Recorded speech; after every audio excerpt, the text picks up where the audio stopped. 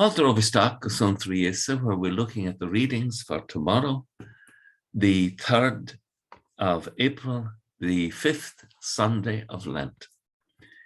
Beginning with the prophet Isaiah from chapter 43. No need to recall the past, that the Lord is doing something new and wonderful in this moment. And for us to grasp that this is the moment of salvation for you and me. The moment of grace is here.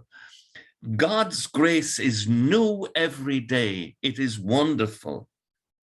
And we see in the Psalm 126, what marvels the Lord has worked for us. Indeed, we are glad. We're gladdened by what God is doing for us. They go out full of tears, carrying seed for the sowing. They come back full of song, carrying their sheaves. What marvels the Lord works for us.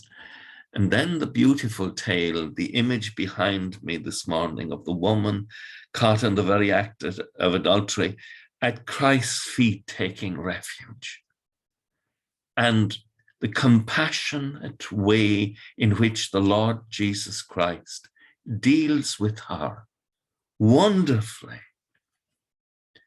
His powerful statement, let he who is without sin be the first person to throw a stone at her. And of course, that ends the whole thing. The wisdom of God. Which among us can throw a stone at one another?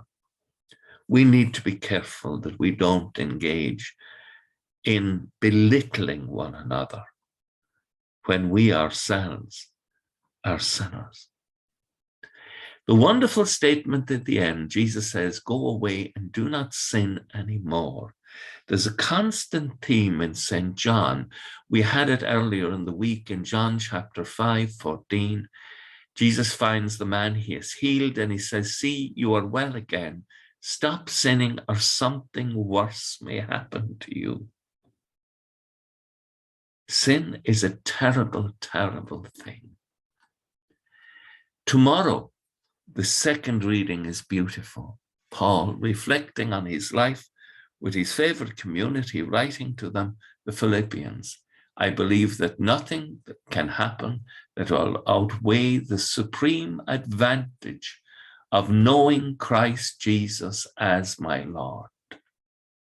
I'm no longer trying for perfection from my own efforts, the perfection that comes from the law, but I want only the perfection that comes through faith in Christ.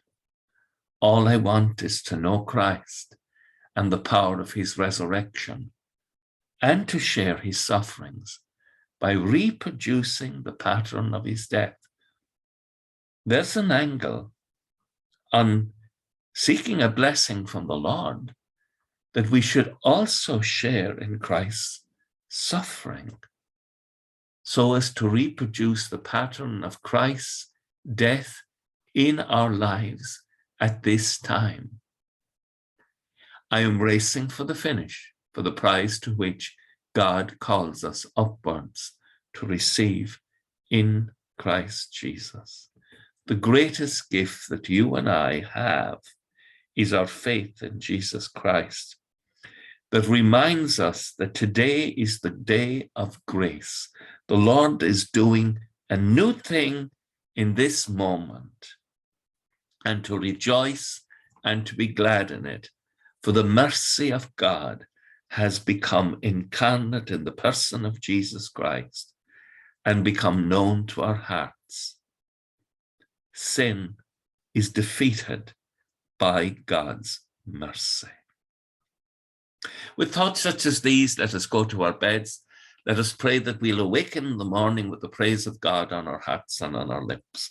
Agus gamano dia elakoktuk shiv ahar mak agus spirit nev. Amen. Slán go fóg. Bye for now.